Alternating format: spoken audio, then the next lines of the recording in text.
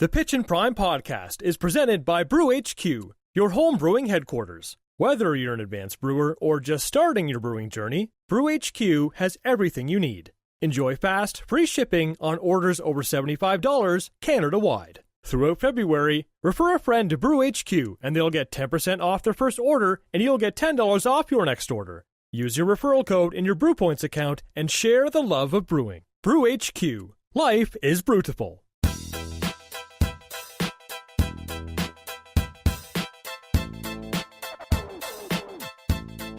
In pursuit of beer deliciousness, amateur and professional brewers alike strive to have a keener understanding of how their ingredients work together. No different than your local artisanal bakery or a chef's finest creation, the balance between bitter, sweet, acid, umami, and yes, sometimes even salty, are paramount in developing the next big thing in beer.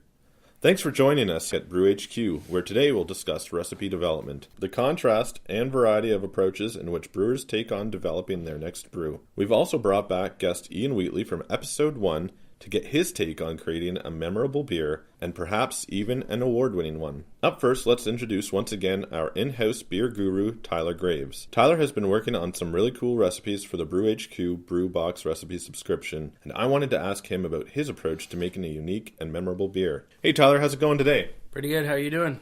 Not too bad, not too bad. It's a great morning, and we get to sit in the office together, talk about beer, and I think we're probably going to be sharing a beer here in the next few minutes. But before we dive right in, Tyler, I wanted you to tell us a bit about how you've gotten to this point. So you know, like I've mentioned, right now you're well established in experimental brewing and balancing out really unique beers. And I've had some of the more elaborate beers that you've had, and you know, I wonder how you manage to balance it. How do you get to a point where you can balance a beer like that there's no real ground rules already, you know, preset for it.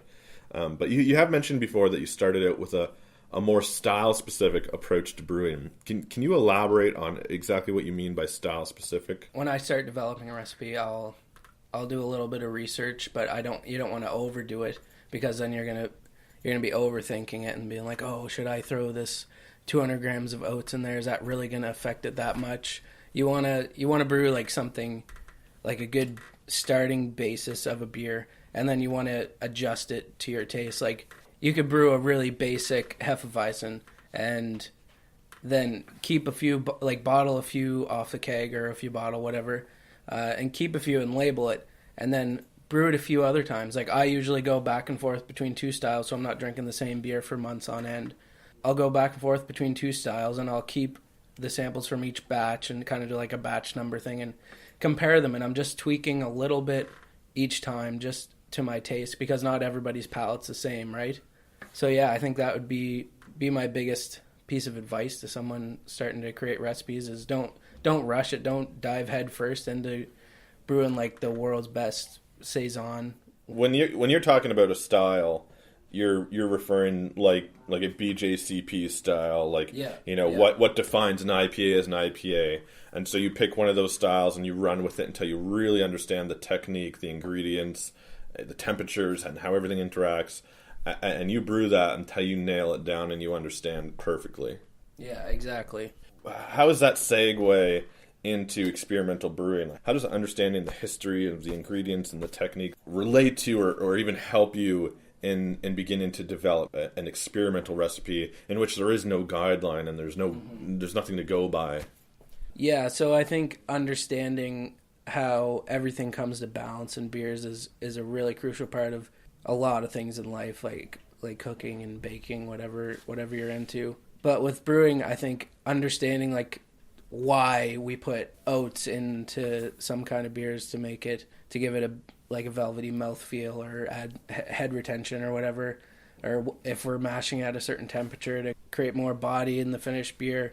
It's really important to understand why we're doing those things, and when you're starting to get a little bit more creative with that, when you understand that, you can tweak a little bit of things to make it whatever you're trying to do a little more, like fall into the balance of the beer a little bit more. Like what I've been doing a lot of saisons. So I've been brewing saisons for a while now, and I have a few pretty good recipes that I will fall back on to every now and again. you got to think about how all the ingredients are going to interact with each other. Say if you're going to add some kind of tea to saison, you're going to want to think about what the yeast is going to contribute to the beer. And because with saisons you get a lot of those phenols and the spicy characteristics and stuff like that. And with tea, if you're going to brew it, mostly if you're going to brew it like with a hot, like traditional steep tea, you're going to pull a lot of tannins out of it. So, and that's not going to balance very well with all the phenols and everything like that. Right, it's going to kind of clash. So, yeah. What approach would you take then to adding a tea? So, the best thing that I found is like you're going to want to think, how can I dial back those so they're not clashing as much? So with the tea, you could do a cold steep, or you could just add the tea into the fermenter, which creates a little bit less tannic flavor out of it. But I find doing like a cold steep for a few days or so usually doesn't pull that much out of it. And with the yeast, you're going to want to think about like what temperature you're fermenting it at, when, like where are you going to get most of those phenols and those esters and stuff. So if you're brewing a saison, you might ferment it up as high as 80 and you're getting like all kinds of spicy notes and stuff like that. But if you ferment it a little bit colder, you're not going to get as much of that yeast character, and it's going to kind of balance out with the tea, and it's going to, that little bit of tannins that you're getting out of the tea is actually going to be like a nice subtle something different to the beer, right? Right. And so I guess what I'm picking up is it's you can almost draw a straight line between, you know, style specific brewing, as you were talking about, and experimental brewing. I mean, the approach is the same. It's just when you're experimental brewing, and you're adding another component, you know, say a pound of peaches, as you still understand, you know, okay, I want to make a recipe that has peaches in it, and you also have the knowledge to build a recipe that will accept having those peaches added and still come into a balanced beer. So really, the approach is almost kind of similar once you really have a ground level feel for, you know, those brewing techniques and ingredients and balances. So it's kind of interesting. Can there be too much or too little when it comes to designing experimental recipes? Can it sometimes be a bad thing to add a certain item? Or yeah, you really got to think about, some people just are trying to get like the most gimmicky thing they can get out of a beer, right? You don't want to throw Cheetos in a alt beer or something like that. That's not going to do anything. You don't want to. I want to. Yeah. I'll have them separately. Yeah. Or throwing like jalapenos in a Belgian ale or something like that, because you need to think about the style. And like I said, if you dial back and tweak your recipe to come to balance with whatever you're adding too much, you might be taking away from the traditional approach to the style, and you might be falling back into a different style. And that's a great point to make, because again, myself, I've mentioned before, I do some BJCP judging for competitions, and one of the big things we'll knock you on is, if you make a jalapeno, we'll use your example, a jalapeno Belgian ale, you know, if it's categorized as experimental, anything goes officially. But absolutely, if it's great that the jalapeno is there. You said it's going to be there, no problem, cool. But if that Belgian ale, that underlying beer does not taste like a Belgian ale, we're actually going to dock you points. It doesn't matter that you used a Belgian yeast and threw jalapenos in. At the end of the day, if you did not construct a proper Belgian ale, you did not live up to what you said you were delivering, and you will lose points in competition for that. Yeah. So that's a great example. That's awesome. That's great advice. I think the listeners will really enjoy hearing what you had to say, Tyler. But I do understand. I'm going to try and put you on the spot here. I understand you're in the works for the next Brew Box recipe for Brew HQ. And is there any chance we can get you to divulge some of the information about the upcoming kit? I don't know. I think Julie would kick my ass if I did that. One thing I can say is if you're gonna drink a beer with breakfast, this is gonna be the one that you're gonna drink. Breakfast beer. Okay, there's a couple directions we could go with that. I mean, coffee, tea, jam, peanut butter. All of the above. All of the above, all in one. You're gonna go against your own advice and just go all in, are you? Yes. Awesome. Well, Tyler, thanks for taking time out of your day. I know you've got a lot on the plate to get back to doing some recipe development and But I appreciate you taking a minute out of the day and giving us a hand with this episode and saying your piece. Yeah. Thank you. Is one of your New Year resolutions to brew new beers? Expanding your brewing experience with the Brew HQ Brew Box is exactly what you need. Every quarter, get a surprise and exclusive seasonal beer recipe kit sent right to your door.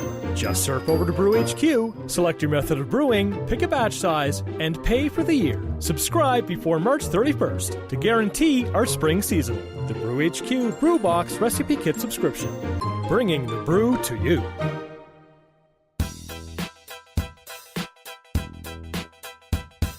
We'd like to welcome back Ian Wheatley to the show. Ian joined us on our intro to brewing, or home brewing rather, episode way back, day one, I believe it was. Ian. So. Yeah. So we wanted to further the conversation. We thought, usually we're not going to bring people back this often, but we thought it was just a perfect fit and kind of a lead into the conversation we're having today, which is recipe creation. And so for those of you who don't know yet, Ian Wheatley is a highly famous homebrewer, I think we could say, by this point. Yeah, you've won enough competitions and climbed the ranks. And last time, though, you were here, we did forget to mention, and I have to give this a shout-out, but Ian's homebrewing brewery name is Lil Wheaty's Brewery, which is a very exclusive brewery found in Ian's basement that only 5 people have access to. Tell us a bit about the name. Obviously, it comes from your last name. Yeah. And the Lil is the 5'4"ness. The 5. Yeah. Small but mighty. Yep. And I remember coming up with it, and I'm like, oh, this is a dumb name. And I was like, oh, whatever, it's not going to be anywhere. And then now it's like, there's T-shirts, there's like, my name's out, like, for winning awards, and now it's stuck. So. Yeah. Be more work to change it at this point. Well, of course. Yeah. Excellent. All right. Well, so let's jump in here. In one of the topics we want to cover is what tools are used during your recipe creation. So it's enough to know about recipe development and how malts and hops and yeast and all interact together. But let's talk a little bit about software, because those are growing in popularity. Do you have a software that you go to more than the other? Yeah, so it was a buddy who actually introduced me to it, because I was doing just by paper with calculations of each gravity point, and it would take, by the time you scratch it out and stuff, it would be like an hour to come up with a recipe. But then it was actually Brewer's Friend, mostly because it is free if you do the trial version. So that was, I don't know how many years ago, still on the trial version, despite the little banners of 10% off and stuff. Right. Because really you can actually have 5 recipes on there. If you have access to a printer, you just print it off, and then when you go to make another one, because I'm never going to have 5 going or more at once, then you just go and tweak and redo a whole other one. Right, yeah, that makes sense. Yeah, I mean, I use Beersmith myself, hashtag not corporate sponsored, but I like the extra knickknacks, but from your point of view, those are unnecessary, so to speak. You can get away making good beer, award-winning beer with free software. Yeah, and even, I mean, you'll see differences in like IBUs and stuff, and I've even tried to get away from those numbers. Just they're a rough ballpark, so just the kind of basic software is easy enough. And then I will do, because now I'm with the Grainfather, I will use their calculators for water, and kind of their efficiency seems to go more in line with my system, but. Yeah, those are the 2. Not to say I couldn't use the other ones, but it's just easy enough. Right on. Okay. All right, well, with that in mind, then tell us what your approach to recipe development is. Myself, I like to go traditional and really try to nail down what I believe to be a traditional representation of a particular style. Are you in the same vein? Are you a little more creative, or there must be a mix, of course? Yeah, so I'm in the same boat. It's just more of the beers I like are traditional ones, especially like European ones. A lot of them have been around forever, so you kind of have to almost brew them traditionally to get that true. It's even like for Pilsner Urquell, let's say, what you get in the cans here, not the same as what you get at the brewery there, right? Need the decoction mash. Exactly, yeah. For sure, yeah. So because of that, I'll usually brew traditionally. It's kind of easier because simpler equipment can get you the same results. Because, I mean, they didn't have a temperature controller. They, you know, of course. Even their metals were way lower than, you know, a hardened stainless steel or something. But, and I will do more of, like, the regional ingredients. Like, I'll learn about where it's from and what they had access to. And it's kind of neat because, I mean, even the decoctions, you do, like, body temperature for the first one, and then that just happens to be what we do, like, protein rests or acid rests at. So, yeah, I definitely go back with that. And the processes are more annoying, but I am very much team decoction. I definitely find that it does add a little bit something that you might not be able to pick out, but you'd notice if you didn't do it. Right. But I still like finding hacks, like easier ways to do quicker decoctions. But not to say I will play around, but I won't go out and buy like a hop back or something. You can make great beers with experimental ingredients, experimental equipment, but I'm more definitely stick to the traditional stuff. Yeah. And you know, it's a hard question to answer, honestly, because for myself, and I don't quite know how long you've been brewing, but I've been into it about 6 or 7 years now. Yeah. And I can't, you know, I hear all the time, you know, oh, his brewing style. And I'm like, what is a brewing style? You know, my style is I make beer. Yeah, exactly. You know, what do you mean your style? You know, if you're a competent brewer and you have the basic tools, I mean, your brewing style is whatever your imagination is at the end of the day. Yeah. And so is there a starting point in your brewing? Do you have kind of like, okay, I'm going after a nice Irish red ale. Bad example. No one wants to go after that. I'm going after a nice imperial stout. Do you think of Propeller Imperial Stout? It's really inspirational. I'm gonna grab a bottle of that and try to go for it. Or do you read? Or do you just sit down and start typing away and putting in ingredients? So at this point, I've kind of made enough across the map, unless it's something new, like let's say Garrison's Bock. Like I've had them, but I would never go out and brew one anyway. I will do the research. Not so much. I find if you try to research recipes, you're going to just get in your own head, because it's almost like I tell you something, you tell somebody else, and then it's just so down the line that it can be so mucky and so many interpretations later. So I'd rather just look at not the recipes, but where it's from, where it's made, again, look at the ingredients and stuff like that, and then kind of form something based on that. Absolutely. Yeah, that makes perfect sense, because, you know, going back, I mean, if you think of the BJCP guidelines, and those are the folks that kind of lay out kind of the international quote-unquote official guideline to what a beer recipe should be. Yeah. And to an experienced brewer, a knowledgeable brewer, those guidelines are pretty loose. Yeah. I mean, the sky is the limit, you know, and if you're a newcomer looking at a guideline, you're like, oh my goodness, how am I ever going to meet this criteria? Exactly. But when you know your way around it, I mean, it goes on, and yeah, your right is different than my right. Yeah, because if you look at somebody's recipe based on their interpretation of the guidelines, it's like you don't know, you know, the ones who are trying to come up with the guidelines, if you go to the place and try the beer, then you understand, this is like what low to none of this is, and this is what this balanced forward is. Right, of course. Yeah. Very cool, yeah. So, and have you gotten to the point where you've perfected recipes? Do you have your like core brands, so to speak? Or, you know, how long does it take to tweak a beer to the point that you're like, yeah, this is exactly what I envisioned? Yeah, so I usually brew something different every time, and I still do only, you know, 5.5 gallons. I don't do like 10 or bigger, just because I want something different. And then I'll bring friends over and be like, okay, that keg needs to go. Like, come up with something. This is not past the test. You're free to drink. And so after so many years, I'll pick favorites. Friends will pick favorites. So I'll just kind of tweak those ones. So I've brewed for about 10 or 11 years, so I think I probably have maybe 10 or 12. It seems like each year I'll have brewed one enough that I started years back that after like 1 year I'll get another one or two that are kind of perfected, where I wouldn't want to change anything based on my kind of tastes and stuff. But yeah, but I still, I mean, ask me like 2-3 years ago, I probably would have only had 5 or 6. But right, yeah. So it's slowly growing. Yeah, maybe repeat like beers maybe 4 or 5 times a year at the most. But. So 20 years from now, you're going to do what Brewdog did and release a binder unto the world of Little Wheaty's most precious and prized beers. Exactly. Excellent.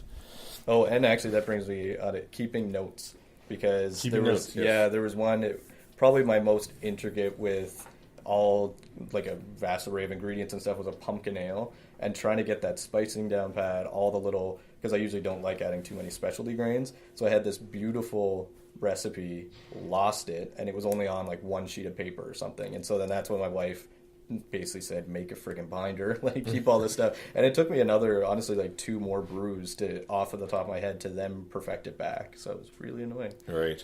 It's always good to have a wife friend. Yeah, exactly. I was actually married at the time I first started brewing, and I was trying to make my own mash tun, and I got one of those kind of hot water stainless steel braided hoses. Oh yeah. And she watched for an hour as I tried to fight to get the inner rubber tubing out. Yeah.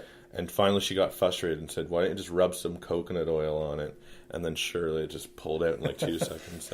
So keep them around, those brew wives. Or men. So, and then tell me, do you have, I guess, like a favorite? Like, do you have something that you knocked out of the park and that's just, you look forward year after year to brewing it? So, oddly, a rhubarb wheat. And it was one, I have a whip beer recipe that I'll use for like a blueberry or a raspberry or even like a sour base if I'm not doing just a 50-50 Pilsner wheat. But it was a rhubarb wheat. It was, I don't know, probably Pilsner, some flaked wheat, a touch of Munich, and some oats. And then ended up grabbing, there was a bunch of leftover rhubarb. Wasn't even, some of it was fresh, some of it was in a freezer. But at my wife's parents', speaking of keeping partners around to help you brew, out in St. Andrews outside of Antigonish. And I probably put about like 3.5 pounds into it, just steeped at the end of the boil, something to do, and it came out amazing. Mm-hmm. And not only that, it aged well. Like, so really? I made it another time because my wife just kept asking for it, and she was pregnant at the time, so I made it, she was like maybe 2-3 months, so I had to bottle it and saved it, and it actually, when she opened it back up, I think we were like playing cards or something, it was just like maybe 2 or 3 weeks in, as if I had just poured it off the keg. I have no idea what the rhubarb did, how it kept it, but you could even still pick out the Munich and everything, which I would have never guessed for a wit. So that is the most surprising, hands down winner for sure. That's awesome. Yeah, I had a kind of a similar, like, just by chance experience. I did a 10-gallon batch of 50% wheat Pilsner, and I wanted to make some sour beers, try my hand at sour. And of course, it was really thick mash, so I came up with a really clever name. So we split it into 2. Yeah. One was a creek beer and broke the mash paddle. So naturally, the name of that was Up the Creek Without a Mash Paddle. Yep. I thank you for your applause. And the other was a pumpkin lambic, and it sat for a year, and the pellicle was just unbelievable. And we bottled it up, and then let it sit for another 6 months, opened a bottle. It was a disaster. And just tucked, and just left. Didn't have the heart to get rid of it. Yeah. And by year 4, I kept trying a bottle here and there. By 2 years, I was like, okay, good, I didn't throw this away. Yeah. 3 years, I was like, wow, this is good. And 4 years, I had 3 bottles left. And I'm telling you, it was right up there with sour on the rye. Like, it was absolutely delicious. I swear you can age anything out. Like, yeah. I had a triple that was, I don't know, it took off like rocket fuel. It wasn't even that warm of a temperature. I let it slowly climb up, but it came out being like a 7.4% just fusel mess. And then I ended up putting it in a keg just because I had a couple extra. And then 7 months later, I went and lifted the keg to go and keg something. I'm like, why is this so heavy? And then I burped it, and it was like kind of had re-fermented, like built up a bit of CO2 and stuff. And it was at like maybe 14 degrees in my basement. It was amazing. Oh, there was no way you could even like that you could associate it. No with way. What it had been. Yeah, that's awesome. So another thing that I have happened constantly, more often than not. Yeah. You get this kind of chip on your shoulder that, oh yeah, I know how to design a beer recipe now, and you put pen to paper and you have this recipe in front of you that you think you deserve a Nobel Prize, and you brew it and it comes out and there's no amount of age and no amount of coercing that can make that beer good. Yeah. So tell me about that. I mean, you must have experienced that. And what do you do to resolve this? Do you brew it again? So I had one that sticks out is actually a watermelon sour that I tried. Okay. So I was getting big into like kettle sours and stuff, and I thought, well, I think I can do it. And I read everything like, no, don't try, right? So I went, brewed the sour, just kind of like a plain base again, kind of like a Berliner type one. And then even like hand squished the watermelon through like a... Oh, you like went cloth. the distance. Oh, yeah. And then I added some and was trying to be conservative. And I tried it and I was like, awesome, gym socks with like sour gym socks, well-worn ones. So I was like, well, this is awful. So then I was like, I'll throw some more watermelon at it. So I did, and it fixed it to the point where it was then a Jolly Rancher. Okay. And also with the sour. So it was like Hulls and Jolly Ranchers. So I had no idea. I ended Slight improvement. Yeah, so I threw naturally 4 pounds of raspberries at it, and it was a raspberry sour. You would. Yes, you would. Could not taste the watermelon. That is whatsoever. the natural progression of that. Yeah. And I also had, there's one called Corn Juice. There's a whole story behind that name. But anyway, had a whole ton, you guessed it, of corn adjuncts in it. Made a really, like, crushable summer beer. You could drink a lot of it, but it was like 6.5%, and it just tasted like nothing. But then the hangovers, like it was, you were hazy the next day. It felt like you were kicked in the head by a horse. It was brutal. And so all those friends that you don't really like, they all came over and here guys, it's really good. Yeah, and then you don't have to leave before. Yeah. And then they'll never bother you again. Yeah. Do you remember the first time you brewed the first all grain recipe? Yep. Tell us about that a bit. It was a brew in the bag. I just got a big kettle type thing from, I think it was Canadian Tire, big aluminum thing. But I ended up making an English bitter. I thought it's going to kind of stay back, do something simple. Right.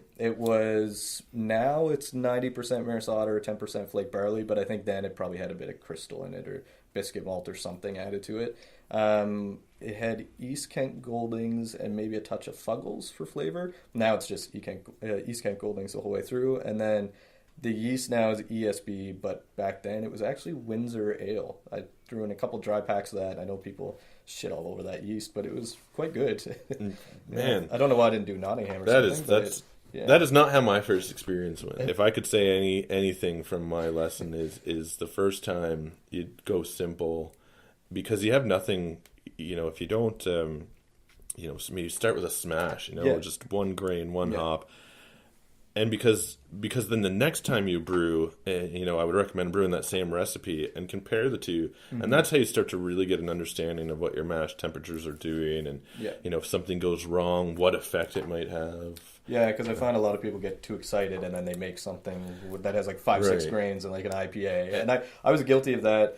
I started cautiously and then, of course, went kind of like the bell curve and then went all over the place and then eventually circled back to the basics. But yeah, if you start off that way, I mean, you kind of throw there's even if it goes well, you have no idea why it went well. Exactly. So there's nothing, and that goes back to your point about taking notes, and that's something I only did in the last 2 or 3 years is start to take notes because that's it accounts for that time you accidentally didn't heat up to the right strike temperature. And it either has a negative impact or a positive impact. But if you don't account for it and you don't consciously think about that the next time you go to brew that recipe, you'll never know how that might have played out down the line. Exactly. And plus with a safe, like if the bitter came out too strong, it was an extra strong bitter. Like kind of like an IPA, like not hoppy enough, it's a pale ale. Yeah, that's right. Yeah, that's exactly what I intended. Yeah. All right, so you have said that you like to mix it up a little bit, so you obviously have done some experimentation. Tell us about the most kind of outrageous, out-of-this-world concept that Little Wheaties has produced. So that would probably be a bacon IPA. And I think I saw somewhere somebody made a chocolate bacon kind of beer or whatever. So I decided I was going to do a British IPA base. Lower on the hops, like nothing too kind of grassy or resinous, but a good kind of backbone, a bit of chocolate malt or something.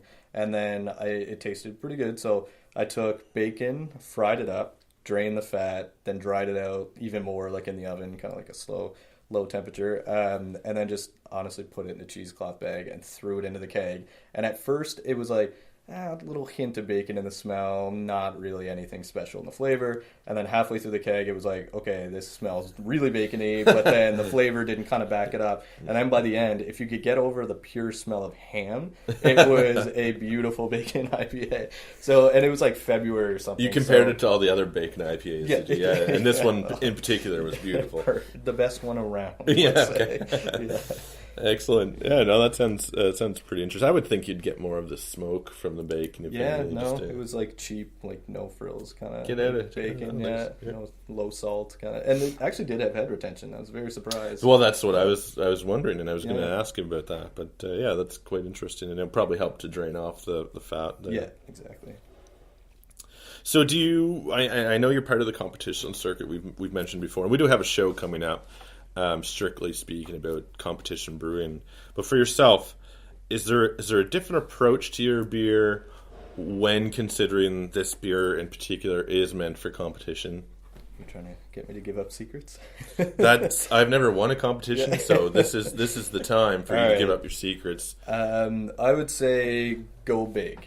And I don't mean... Bacon IPA. Yeah. So that's exactly what I don't mean. So no crazy interpretations. Right. Stylistic accuracy is the main part, right? But yeah, don't do weird ingredients. If you throw something weird into a stout, they're going to pick it out and you're going to lose marks, even if it does kind of help it. But I more so mean like up your presence in... Because you're going to have to get noticed in the flight lineup, right? You hope that you want to be the last one, because the rule of last, the one that they'll remember. But you also want to make sure that, because you have no control over that, up your, not necessarily your bitterness, but your hop flavor, your hop aroma, maybe your malt aroma as well. Maybe accentuate the yeast a little bit more than you normally would if it's like a Belgian or something. So you want to just make it pop. And one of the ones that I won, that was exactly what it said. It came down to me and another one, and it was something like a Trappist single, and they just said hop aroma and flavor profile was just a little bit better. And it's just kind of getting noticed. But also, aside from that, like I will have beers that are competition beers, and then I'll have like a house version. And honestly, all it is just kind of beefing it up a little bit and kind of peacocking it a touch. But don't forget the basics is another one, because I've seen a lot of really good beers, better than mine in competition, do worse just because they were flat. And I mean, basic carbonation, right? It's so easy to look over like sanitation or carbonation when you're trying to get that recipe just right.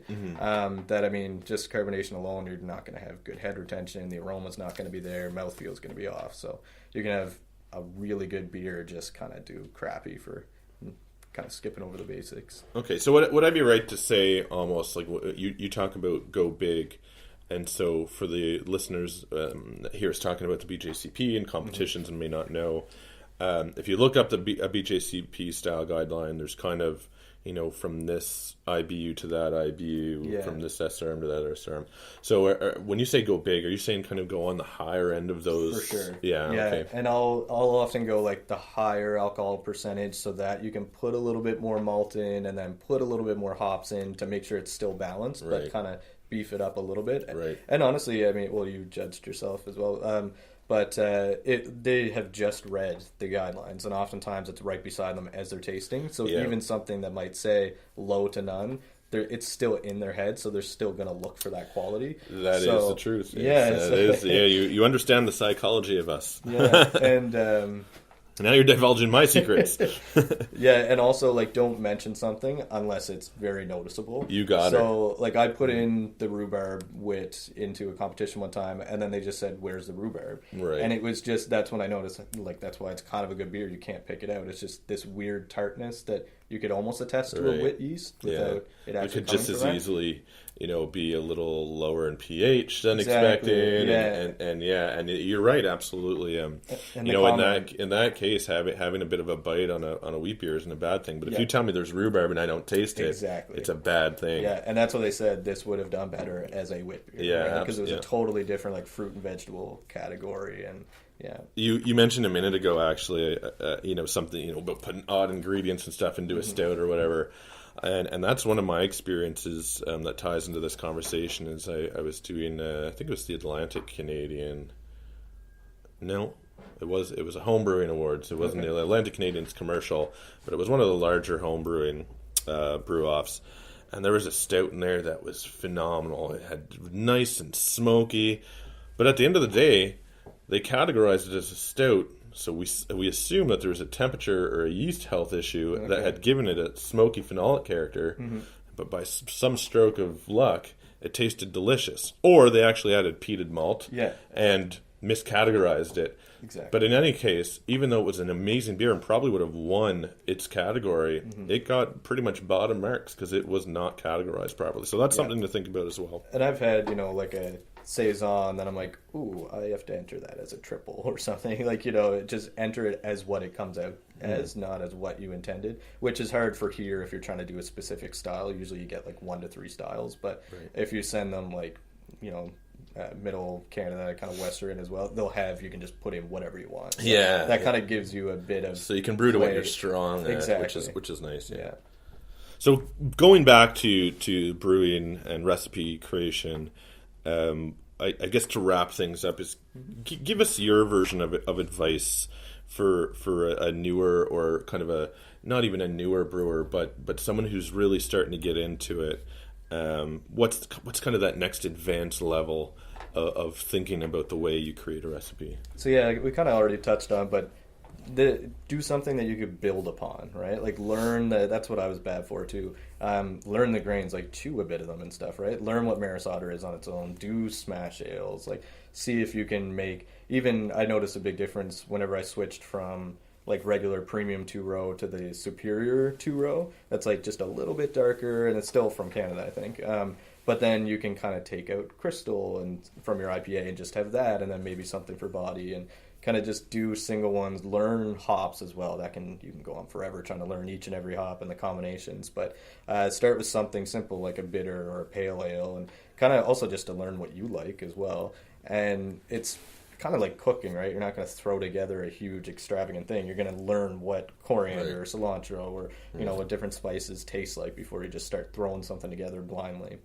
And I was guilty. I did, simple and then got crazy, and then now I'm right back to simple. Yeah, you felt on top of the world there, a little bit of euphoria, and went for it and realized it might not be the best approach. Exactly. Thank you for sharing your story and insight with us, and allowing our listeners to get a little bit of that themselves, and hopefully this will help improve everyone's recipe creation overall. Perfect. Thanks for having me. And we'll have you again, I'm sure. That's good. Cheers. See ya. Hopefully, for some of you, that's going to help shed some light on what direction you can take in your own recipe development. And we definitely want to get you in next month, where we'll be talking about competition brewing, both from the side of the judge's perspective and the brewer's perspective. We'll have some competitors that have medaled or ranked high, and hopefully you can gain some insight and yourself enter a competition and make a good go of it.